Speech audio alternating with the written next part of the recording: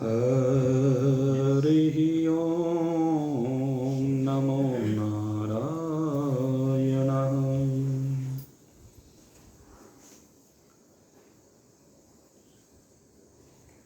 दीपावली के पवित्र पावन कल्याणकारक पर्व पर अपने हृदय के समस्त अज्ञानांधकार को दूर करके निज स्वरूप की ज्योति से जगमग हृदय के साथ उपस्थित जिज्ञासु वृंद, इस दिव्य पर्व को मनाने के उपरांत आज कई दिनों के उपरांत आप सभी का सानिध्य हमें प्राप्त हो रहा है और ये सानिध्य हर्षकारक है, क्योंकि ये सानिध्य ही है जिसके कारण हमें परमात्मा से जुड़ने का सीधे सीधे अवसर मिलता है। ये आपका प्रेम ही है, जिस प्रेम की रसधार के कारण हम उस सार्वभौम सत्य परमात्मा देव के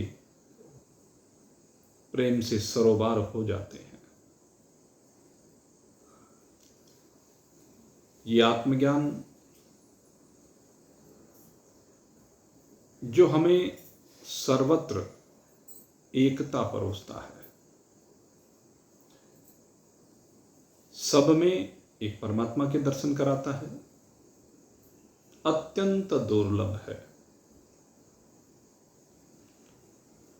जो इस आत्मज्ञान से संयुक्त हो जाता है उसका परमार्थ भी और व्यवहार भी दोनों दिव्य हो जाते हैं। अभी तक इस श्रीमद् भगवद गीता में भगवान श्री कृष्ण ने हमें ज्ञान और वैराग्य इन दोनों का दिव्य रसपान कराया है। अब भगवान कहते हैं कि हम आत्मज्ञान से संयुक्त होकर परमात्मा रस का पान करते हुए जब तक ये जीव इस शरीर में विराजमान है तब तक इसको व्यवहार भी करना होता है, तब तक इस शरीर का व्यवहार भी जुड़ा होता है। तो अब चर्चा को भगवान इस व्यवहार की ओर लेकर आ रहे हैं। हमारा व्यवहार कैसा होना चाहिए, हमारे व्यवहार में क्या चीजें होनी चाहिए, उन बातों के ऊपर अब भगवान चर्चा करने जा रहे हैं। यहां से आप कहें तो कर्मयोग का उपदेश भी प्रारंभ हो रहा है। अभी तक भगवान ने सांख्य योग के आधार पर ज्ञान योग का उपदेश दिया। मैं दोनों को जोड़कर कह रहा हूं। आधार में सांख्य को लिया है, लेकिन सांख्य के माध्यम से समझाया वेदांत को ही है, समझाया परमात्मा को ही है। देह और देही के माध्यम से, शरीर और शरीरी के माध्यम से, नित्य और अनित्य के माध्यम से, विनाशी और अविनाशी के माध्यम से सर्वत्र एक परमात्मा की ही चर्चा की है। अब इस ज्ञान के बाद हमारा जीवन कैसा होना चाहिए, उस ओर चर्चा को ले जाते हुए भगवान कहते हैं, स्वधर्मम अपि चावेक्ष्यः न विकम्पितुमर्हसि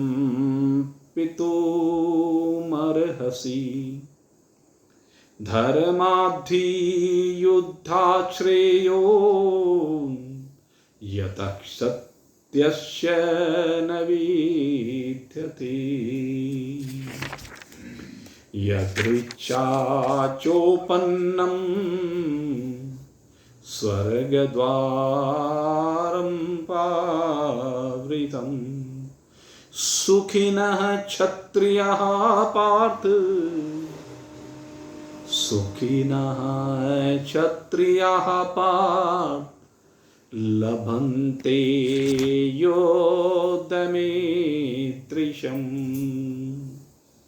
ये दो मंत्र, इन दो मंत्रों में भगवान कह रहे हैं कि हे अर्जुन, अब हम थोड़ा नीचे आते हैं। अब हम जरा शरीरस्थ जो जीव है,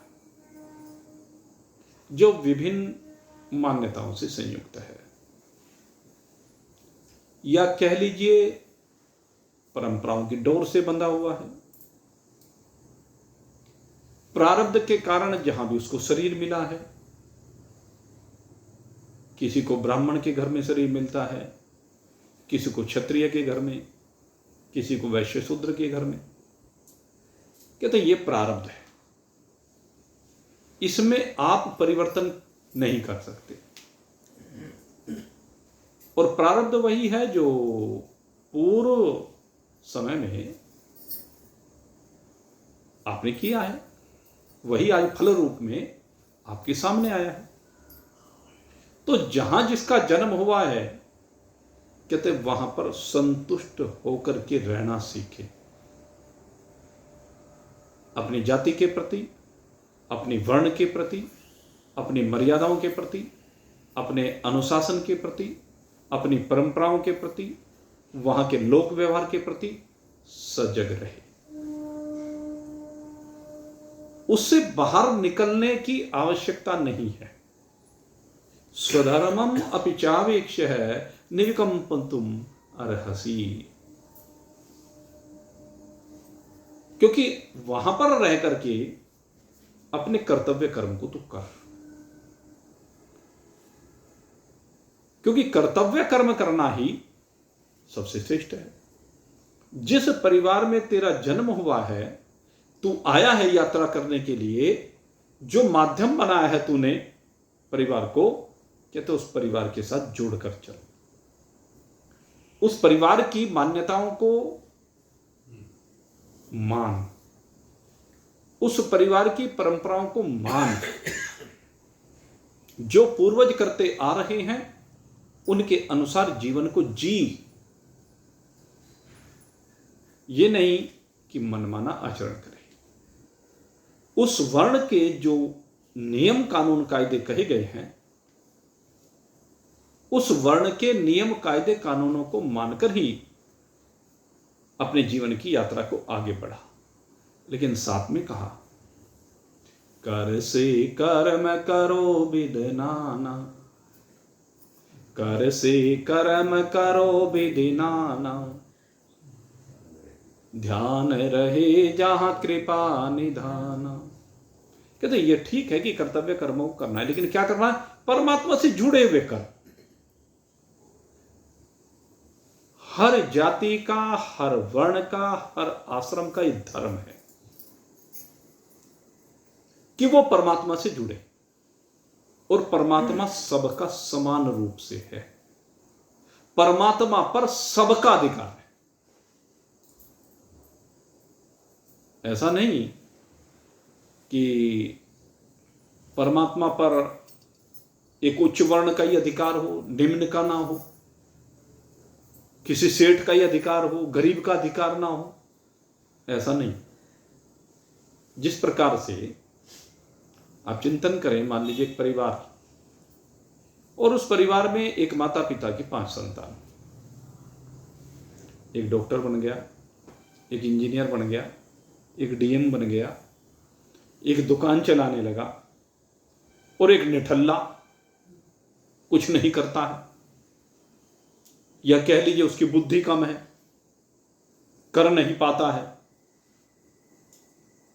लेकिन चिंतन करें, कोई कुछ भी बन गया हो, उसके भाई कितने भी सक्षम हो गए हों, कितने भी धनवान हो गए हों, लेकिन जो पिता की संपत्ति है, जब उसके बंटवारे की बात आएगी तो क्या जोन सा डीएम है, डॉक्टर, इंजीनियर है, उनको ज्यादा मिल जाएगी?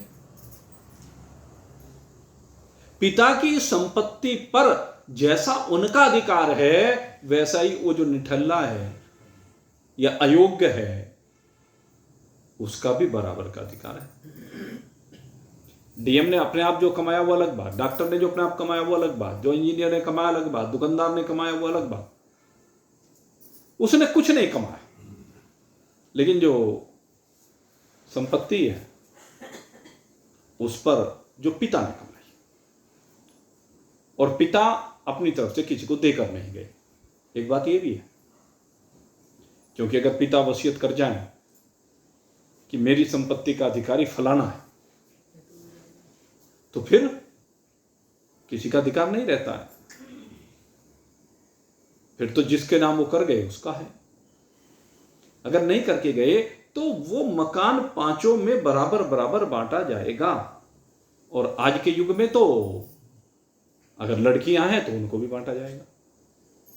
वो स्वेच्छा से मना कर दे बात अलग है, नहीं तो नियम यही है, कानून यही है।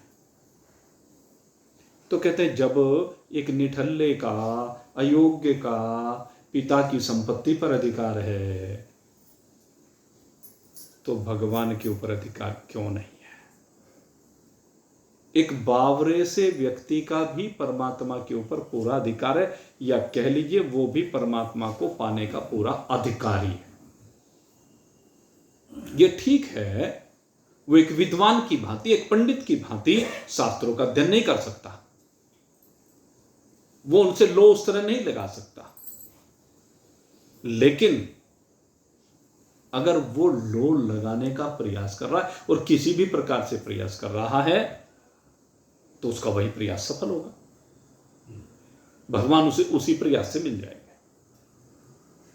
जैसे एक बड़ी प्रचलित सी कथा कई बार से चल रही है, आपने सबने सुनी भी है, कि भाई ऐसे ही जो मैं कह रहा हूं, एक व्यक्ति घर में रहते रहते परेशान हो गया, कुछ घर का काम करना नहीं चाहता, पढ़ा लिखा था नहीं, अब कुछ करता नहीं, तो भाई भी कहने लगे, भाभियां भी कहने लगी, करता धरता कुछ नहीं, सारे दिन पलंग तोड़ता है, फ्री की रोटी खाता है, शर्म नहीं आती तुझे? और एक दिन ताना लग गया, और लगने पे वो अपने घर को छोड़ के चल दिया। अब घर तो छोड़ दिया, देश में आकर, आवेश में आकर के, लेकिन जाए कहां? अब ऐसे लोग जब भी कोई भाग के कहीं जाता है तो वो सीधे किसी आश्रम की तलाश में जाता है कि कहीं कोई आश्रम मिल जाए, वहां जाके लौटूंगा भाई। पहले तो जगह मिल जाती थी, आजकल नहीं मिलती। आपको बताएं, आजकल किसी आश्रम में भी ऐसी जगह नहीं मिलती अनजान व्यक्ति को। पहले तो कोई भी चला गया, चलो, आश्रम का मतलब यही था कि आश्रय स्थल है, कोई भी आ जाए, पात्र कुपात्र, तो वो भी चला गया। एक आश्रम में गया, आश्रम में जाकर के अब वहाँ रोज अन्न क्षेत्र चलता, उसमें खाना खाया, खाना खाने के बाद रात हो गई, फिर भी वो वहीं पड़ा रहा। तो महाराज जी आए, कहने की क्या बात भाई, कौन हो, कैसे? कहने बस महाराज मैं तो आपका चेला हूं। चेला है, चल भाई तू चेला बनना चाहता है, चेला ही सही, चल। उसे लिटा लिया आश्रम में, और कहने लगे आश्रम में रहेगा, लेकिन आश्रम के नियम कानून मानने पड़ेंगे। कि क्या, कि जैसे हम करेंगे बताते जाएंगे तुझे। कि ठीक है। कहने लगे सुबह 4 बजे उठ जाना। अब सो गया, 4 बजे उठ गया, और 4 बजे उठ करके वहाँ तो अपना मंदिर का सफाई सफाई का काम, पूजा पाठ का काम, वो आश्रम में मंदिर जो बना हुआ था उसका शुरू हो गया। अब वहाँ वो कहने लगे ये करना है, झाड़ू लगाना, पोछा लगाना, यहाँ ये करना वो करना। कहने जाओ नहा धो के आ, गंगा जी पे नहा धो के आ गए। फिर उसके बाद कहा अच्छा भाई अब जो है भगवान जी की आरती करेंगे, पूजा पाठ करेंगे। फला फला सामग्री लेके लिया, ला करके सब काम जैसे जैसे बताएं वैसे वैसे वो भी करने लगा। ठाकुर जी को भोग लगाया और उसके बाद नाश्ता पानी तैयार हो गया, फिर खाना मिल गया। रोज ऐसे चल रहा है, कई दिन हो गए। और कई दिन होने के बाद वो एक दिन वो एकादशी आ गई, आपने सुना। और वो खाता बहुत था और फ्री का खाने को मिल रहा था, क्योंकि कुछ लोगों की प्रकृति होती है जब फ्री का खाने को मिलता है तो उनकी लिमिट कुछ नहीं होती, सब लिमिट क्रॉस हो जाती है, खूब डट के खाते हैं। शरीर की परवाह नहीं कि क्या कर शरीर के साथ होगा नहीं होगा। तो खूब अब तो खाने को मिल रहा था जम के। अब एकादशी को भी सुबह सब उसी तरह पूजा पाठ बढ़िया तरह से हुई और उसके बाद कितनी देर हो गई, नाश्ते की कोई तैयारी नहीं हुई। अब जब नाश्ते की तैयारी नहीं हुई, भूख लगने लगी, पहले तो कुछ देर प्रतीक्षा करता रहा, फिर देखा भाई आज तो चूल्हा चढ़ा ही नहीं। गया महाराज जी के पास, कहले महाराज जी कहले हाँ कहो क्या बात। कहले वो बस क्या बात। कहने लगे वो आज नाश्ता पानी नहीं बनेगा क्या। कहले आज तो एकादशी, आज तो व्रत है, इसलिए आज तो नहीं बनेगा। अब वो उसका मुंह सा उतर गया कि आज तो खाने को मिले, आज तो व्रत रखना है। व्रत उसने कभी रहा नहीं था, अभ्यास नहीं था व्रत का। तो खैर गुरुजी ने समझा, कहने लगे अच्छा भाई देख आश्रम में तो कुछ बन नहीं सकता, तो एक काम कर यहाँ से चुपचाप थोड़ा सा राशन पानी ले जा और जंगल में जा कर के वहाँ पर जा कर के बना ले भाई। लेकिन ध्यान रखना जंगल में जाकर भी तेरा व्रत नहीं है, लेकिन उसके बावजूद भोग लगाना है भगवान को। जब तक भगवान को भोग न लग जाए तब तक नहीं खाना। कहने लगे ठीक है, बना लिया जाके। और वहीं कल्पित भगवान जी रख करके, हमारे यहाँ कल्पना बहुत की गई है, सपोजिशन, और उसके आधार पर एक जैसे मिट्टी का एक ढेरा लेकर के उसमें गणेश जी की कल्पना हम लोग कर लेते हैं, तो प्रतीकात्मक है। यहाँ भाव का खेल है, भाव का ही सब कुछ खेल होता है।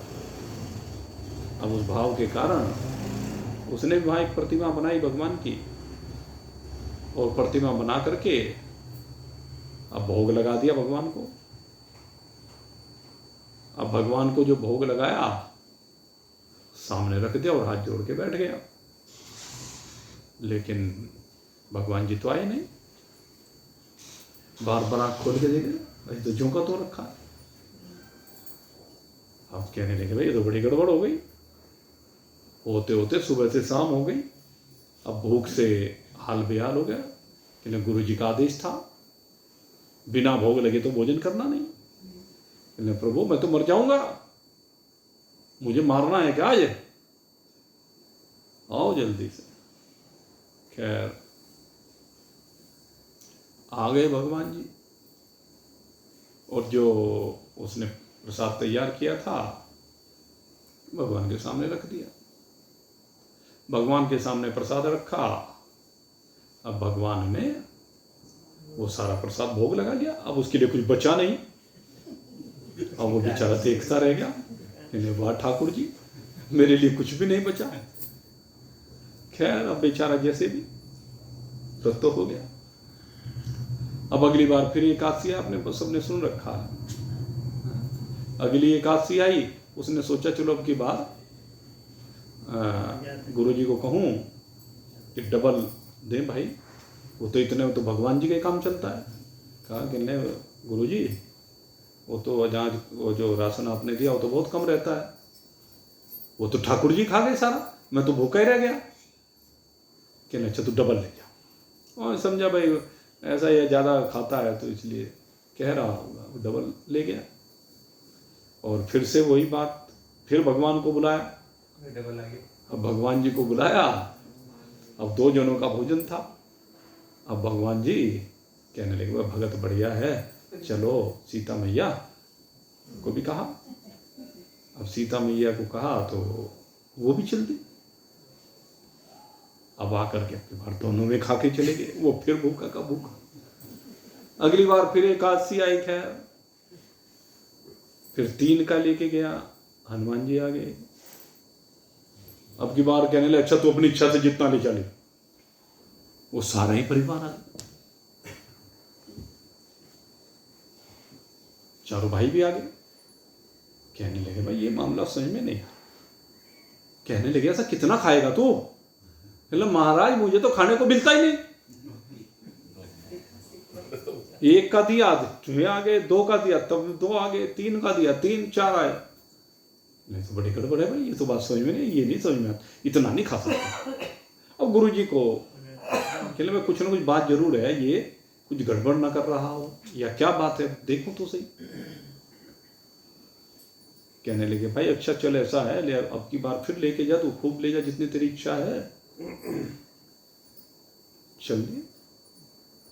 और अब की बार पीछे पीछे गुरु जी भी चले गए और एक पेड़ की ओट में जाकर के बैठ गए। देखा उसने तो भाई भोजन बनाया और भोजन बना करके ठाकुर जी को भोग लगाया। और ठाकुर जी को भोग लगाने के बाद हाथ जोड़ करके बैठ गया, प्रार्थना करता रहा, रोता रहा, गिड़गिड़ाता रहा, प्रभु आइए आइए आइए भोग लगाइए। और अब की बार जैसे ही पुकारा तो वहां तो भगवान अब की बार तो साक्षात प्रकट हो गए। अब की बार तो भगवान का जो दरबार है वो बड़ा दिव्य है। भगवान श्री राम अपने वास्तविक स्वरूप नारायण स्वरूप में प्रकट हुए। माता लक्ष्मी उनके बराबर में विराजमान है। साथ में उद्धव जी आए, साथ में नारद जी आए, धनाध्यक्ष कुबेर जी भी आए, भगवान वेदव्यास और सुखदेव जी भी आए हैं। पूरा बद्री नारायण दरबार वहां पर आकर के उपस्थित हो गया। अब वो बड़े प्रेम के साथ सबको भोग लगा रहा है। उसे उनकी महत्ता का इतना ज्यादा पता नहीं है, लेकिन गुरुजी ने देखा और आज तो गुरुजी की आंखों से झरझर आंसू। कहने लगे रे भोला भगत, सुना जरूर था लेकिन देखा पहली बार। चलिए इस भोले भगत की पुकार सुनकर के भगवान ही साक्षात यहां पर उपस्थित, और आज इस भोले भगत की वजह से मुझे भी दर्शन हो गए। क्या अद्भुत दृश्य है। गुरु जी का भी सारी साधनाएं सफल हो गई। अगस्त मुनि के साथ ऐसा ही तो, सुतीक्ष्ण ऐसा ही भक्त तो मिला। ये तो चलो हो सकता है किसी ने बना रखी हो कथा, लेकिन क्या सुतीक्ष्ण का साक्षात प्रमाण नहीं है? सुतीक्ष्ण स्वयं भगवान को लेकर के गया गुरुदेव के पास, क्योंकि वायदा करके आया था प्रभु कि एक दिन सचमुच के भगवान लेके आऊंगा। ये तो पत्थर के भगवान थे शालिग्राम जी, जो तुमने कहा जामन तोड़ते हुए वो नदी में गिर गए। अब मैं सचमुच के लेके आऊंगा, तो सचमुच ही लेके आ गया। तो भगत की बात है कि भोला भगत सबका अधिकार है। इसीलिए कहते हैं कि भगवान को प्राप्त करने के लिए लगे तो सही, भगवान उसको भी मिल जाते हैं। आज अर्जुन को यही बात भगवान समझा रहे हैं, तेरा कार्य है अपने धर्म पर टिका रहना। स्वधर्ममपि चावेक्ष न विकंपितुम अर्हसि। तुझे विकंपित, विचलित नहीं होना। जो कर्तव्य कर्म तेरे लिए निर्धारित किया उससे विचलित नहीं होना। सबसे बड़ी दिक्कत हमारे सामने यह आती, जरा सी विषम परिस्थिति आई और हम विचलित हो गए। भगवान कह रहे हैं अर्जुन विचलित मत हो। तेरे सामने जो ये सब खड़े हुए हैं युद्ध करने के लिए, इनको देख करके विचलित होने की आवश्यकता नहीं। तेरा धर्म विचलित होने का नहीं है। और अगर यदि मैं तेरे धर्म की बात करूं, ब्राह्मण क्षत्रिय वैश्य शूद्र, उनमें जो क्षत्रिय का धर्म कहा गया है, अक्षत्रिय तो ये सबसे बड़ा धर्म कहा गया है कि अगर यदि कोई युद्ध उसके ऊपर थोप दिया गया, ये युद्ध तो थोपा गया है ना, कहते हैं ये युद्ध तुम्हारी इच्छा से नहीं हो रहा है, ये प्रारब्ध से हो रहा है। तुमने तो युद्ध को रोकने का बहुत प्रयास किया और स्वयं मैंने भी प्रयास किया, लेकिन ये दुर्बुद्धि दुर्योधन किसी प्रकार से माना नहीं।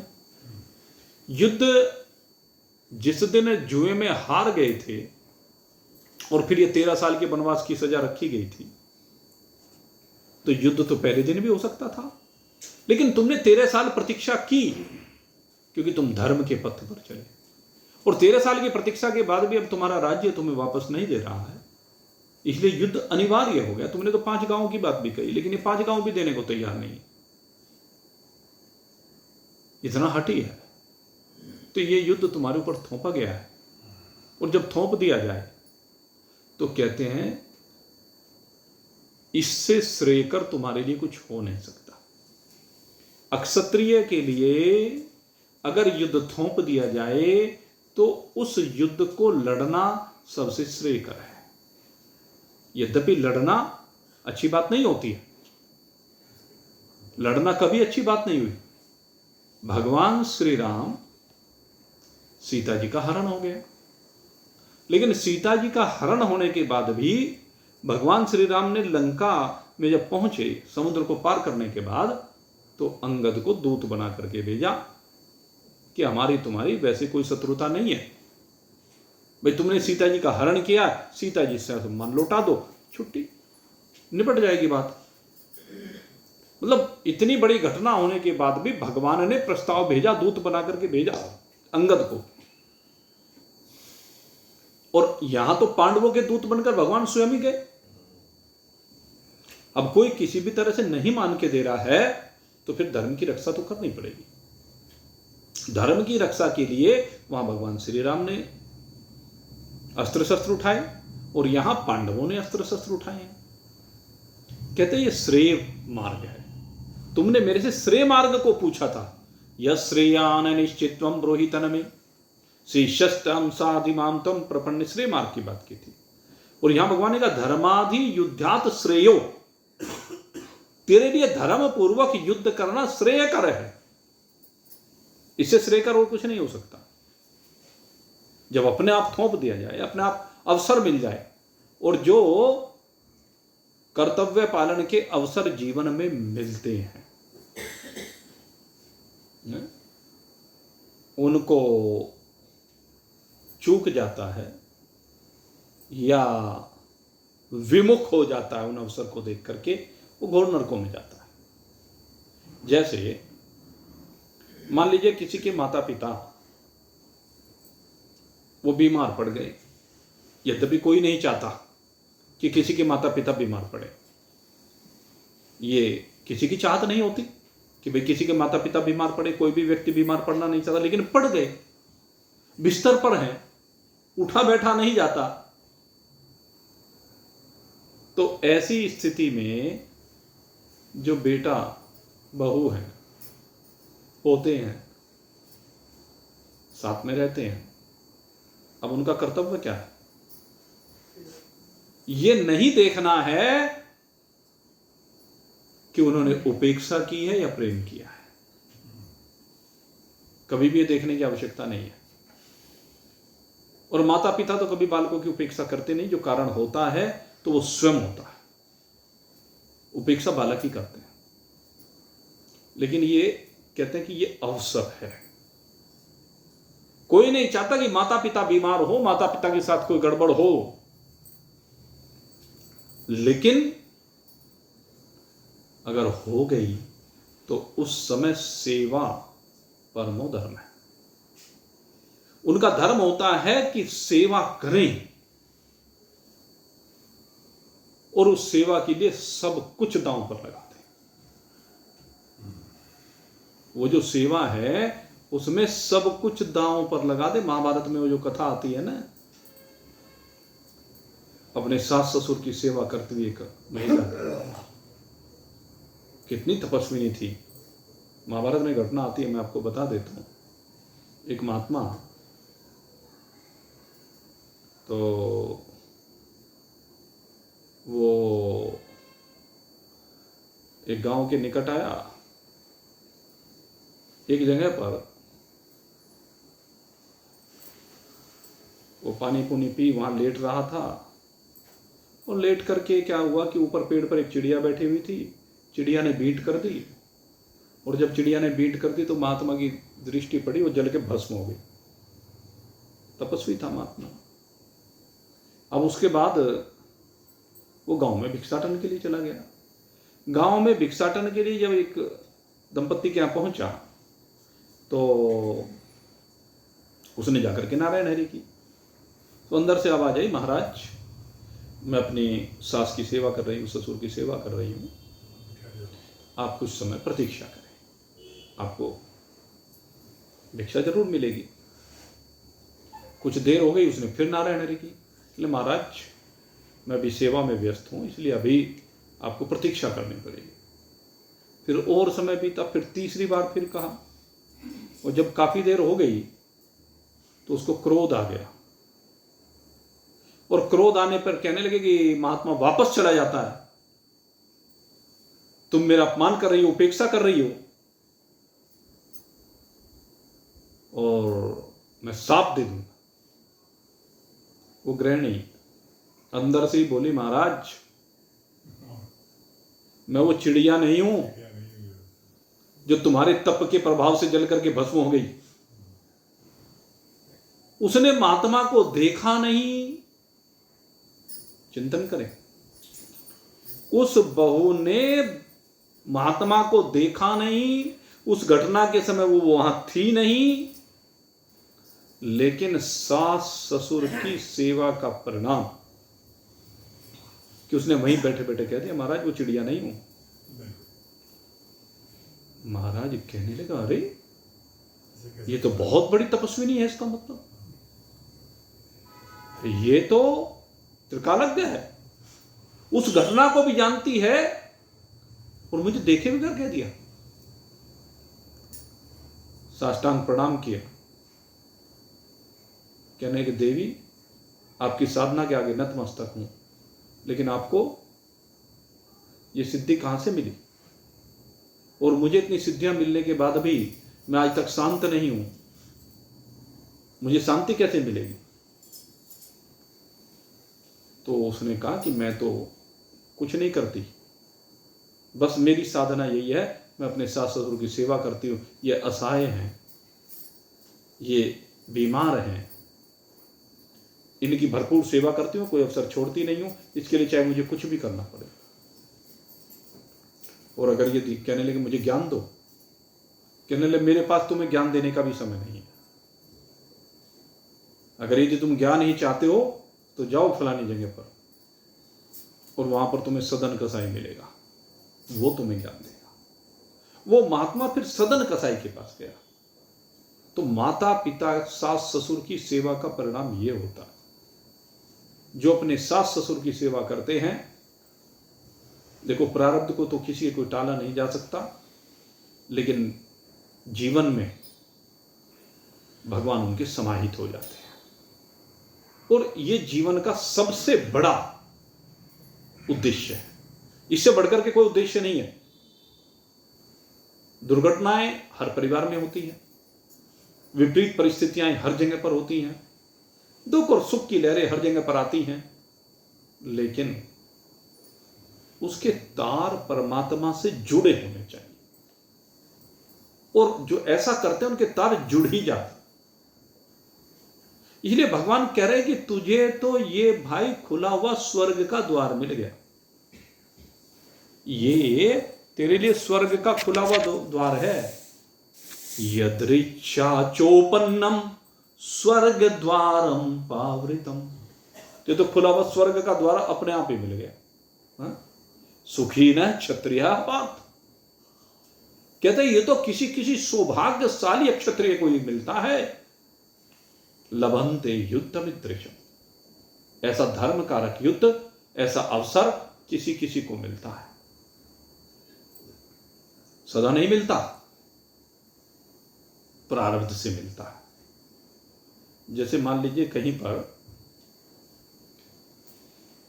किसी महान पुरुष के मन में भावना आई कि मैं एक आश्रम खोलूं, अब आश्रम खुल गया, आश्रम खोल रहे हैं, बना रहे हैं, तो आश्रम जो बनने जा रहा है, आपने तो नहीं चाहा मान लीजिए कि आश्रम बने, आपके मन में कोई भावना भी नहीं थी, लेकिन जब आश्रम बन रहा है उसमें सहयोग करने का भाव आपके मन में आया, मंदिर बन रहा है उसमें सहयोग करने का भाव मन में आया, हॉस्पिटल बन रहा है उसमें सहयोग करने का मन आया, अवसर मिल गया ना किसी महापुरुष की वजह से। ये अवसर सदा नहीं मिलते, बहुत चीजें हैं ये, किसी मंदिर का निर्माण हो, किसी आश्रम का निर्माण हो, कथा के आयोजन की बात हो, भंडारे के आयोजन की बात हो, हॉस्पिटल के निर्माण की बात हो, तो इनमें आपने बीड़ा नहीं उठाया, लेकिन आपको भगवान ने एक अवसर दे दिया कि इसके माध्यम से तू परोपकार कर, इसमें कुछ सहयोग कर। तो ये कैसे प्राप्त हुआ? अपने आप प्राप्त हो गया। कहते हैं ये अवसर भी सौभाग्यशालियों को मिलते हैं, हर एक को नहीं मिलते, और जिनको मिलते हैं और मिलने के बाद में वो उस अवसर का लाभ नहीं उठाते हैं तो नरक में जाते हैं, वो नरकगामी होते हैं। क्योंकि भगवान समय समय पर अवसर दे रहा है, ये परीक्षा है, और जो इन अवसरों के मिलने पर स्वयं आगे बढ़ करके इन अवसरों को कैश कराते हैं।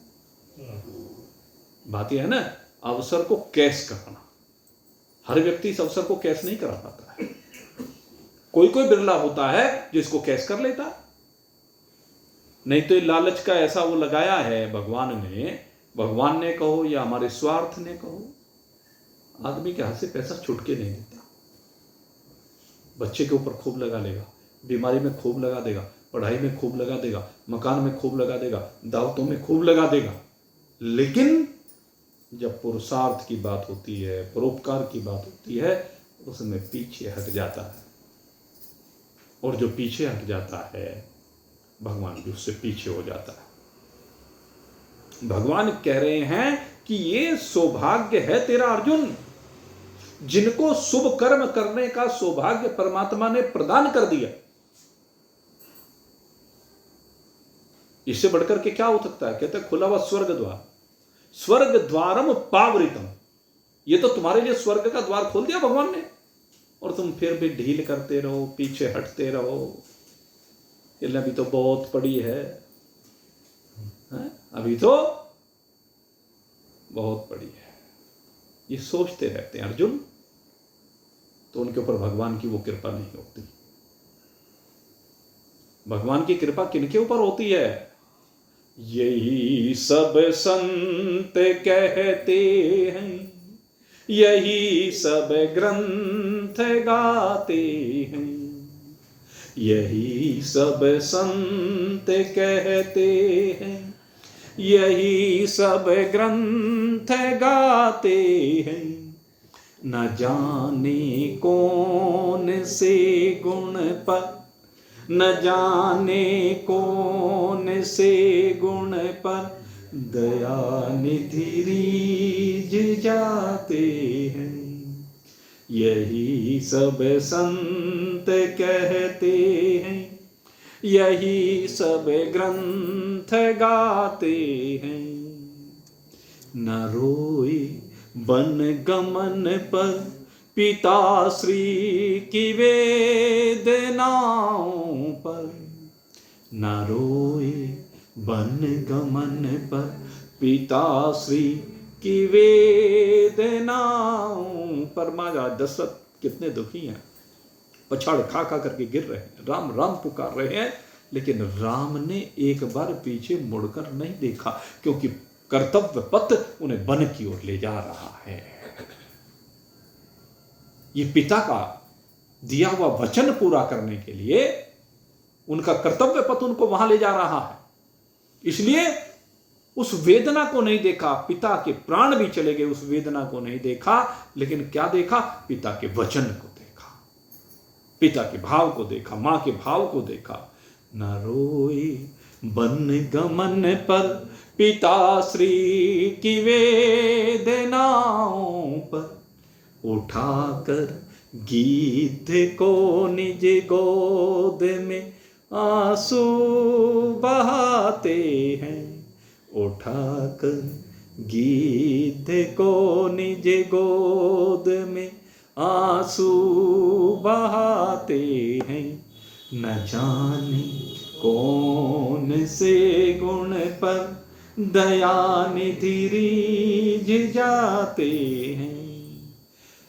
न आई मधुपुरी से गोपियों की विरह व्यथा सुनकर, न आई मधुपुरी, मधुपुरी माने मथुरा, मथुरा को मधुपुरी कहते थे। न आई मधुपुरी से गोपियों की विरह व्यथा सुनकर, द्रुपद जाकी पैर पर, द्रुपदा जी जब द्रौपदी ने पुकारा था, सबको पुकारा लेकिन कोई नहीं आया, तो आखिर में अपने आप को भगवान को समर्पित कर दिया। और भगवान द्रुपद जाकी पैर पर द्वारिका से दौड़ आते हैं। यही सब संत कहते हैं, यही सब ग्रंथ गाते हैं। न जाने कौन से गुण पर दया निधि रीझ जाते हैं। वृंदावन और मथुरा कितनी दूरी है? शामली के एक किनारे से दूसरे किनारा इतनी दूरी है बस, मथुरा वृंदावन के बीच में है। पैदल चल के चले आए और खूब सूचनाएं पहुंची गोपियों के रोने की, लेकिन आए तो नहीं। लेकिन जब कर्तव्य पथ पर द्रुपदा जी ने पुकारा, एक भक्त की आन का सवाल है, तो द्वारिका कितनी दूर है? कहां द्वारिका और कहां हस्तिनापुर, आप देखो। वहां से क्षण मात्र में प्रकट हो गए भगवान। भय प्रगट गोपाला दीन दयाला यसमति के हितकारी, इसलिए कहा जाता है उनको। तो उस पर दौड़े दौड़े चले आते हैं। कठिनता से मिले धोवन, सोच के देखें, जिनकी धोवन चरणों का चरणामृत बड़ी कठिनता से मिलता है। कठिनता से मिले धोवन किनको? विधि हर को। ब्रह्मा जी, शंकर भगवान, कब मिला ब्रह्मा जी को अवसर? देखो कब सृष्टि बनी होगी, कब अवसर मिला? जब वामन बन करके आए हैं। और शंकर भगवान को जब भगीरथ ने तपस्या करके गंगा जी को बुलवाया तब मिला। लेकिन वो चरणों तक स्वयं केवट के घर जाकर लुटाते हैं। वो चरणों तक स्वयं जाकर केवट के घर लुटाते हैं। न जाने कौन से गुण पर दया निधि रीझ जाते हैं। नहीं स्वीकार करते हैं निमंत्रण ने सुयोधन का। नहीं स्वीकार करते हैं निमंत्रण ने सुयोधन का। विदुर के घर पहुँच कर भोग छिलकों का लगाते हैं। विदुर के घर पहुँच कर भोग छिलकों का लगाते हैं। न जाने कौन से गुण पर दया निधि रीझ जाते हैं। यही सब संत कहते हैं, यही सब ग्रंथ कह। न जाने कौन से गुण पर दया निधि रीझ जाते हैं। जी हाँ भाई, अवसर दे रे भगवान। सीधी सी बात समझ लो, केवट को अवसर ही तो दिया। केवट तो भगवान से मिला भी नहीं था पहले कभी जिंदगी में। केवट नहीं मिला कभी भगवान से। पहली बार मिला और पहली बार विधि और हर दोनों को पीछे छोड़ दी, हरि को प्राप्त कर लिया। ये उसके भाव की तो बात है। सिर्फ एक रात की मेहनत है। देखो, केवट की एक रात की मेहनत है। जैसे पता चला कि राम जी आए हैं, कल को गंगा पार जाएंगे, सारी रात घूमा। कहले कल को दूसरी नैया नहीं लगने देनी। किसी के पैर पकड़े, किसी को कुछ भी किया, नैया लगी नहीं दूसरी। कहले राम जी को तो मैं ही लेके जाऊंगा। चिंतन करके देखो, तो जो अपनी शरीर रूपी नैया में राम जी को बैठाता है, राम जी उसे अपने साथ लेकर के जाते हैं। कर्तव्य कर्म कीजिए, कर्तव्य कर्मों से कभी पीछे मत हटिए। जब अवसर मिले उससे पीछे हटने की आवश्यकता नहीं, अवसर मिलने पर स्वयं आगे बढ़ करके उस अवसर को कैश कीजिए। यही है जीवन जीने की कला। इन 2 मंत्रों में भगवान ने यही समझाया है। ऐसा करोगे तो आनंदित रहोगे, आपका यही लोक भी और परलोक भी दोनों संवर जाएंगे।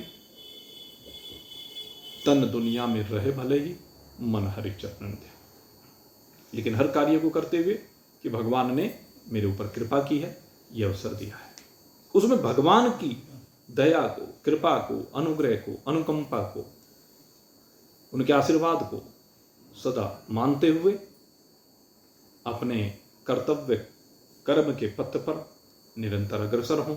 इन्हीं शुभ भावनाओं के साथ आज का सत्संग यहीं पर विश्राम को प्राप्त हो रहा है। बोली सच्चिदानंद भगवान की जय।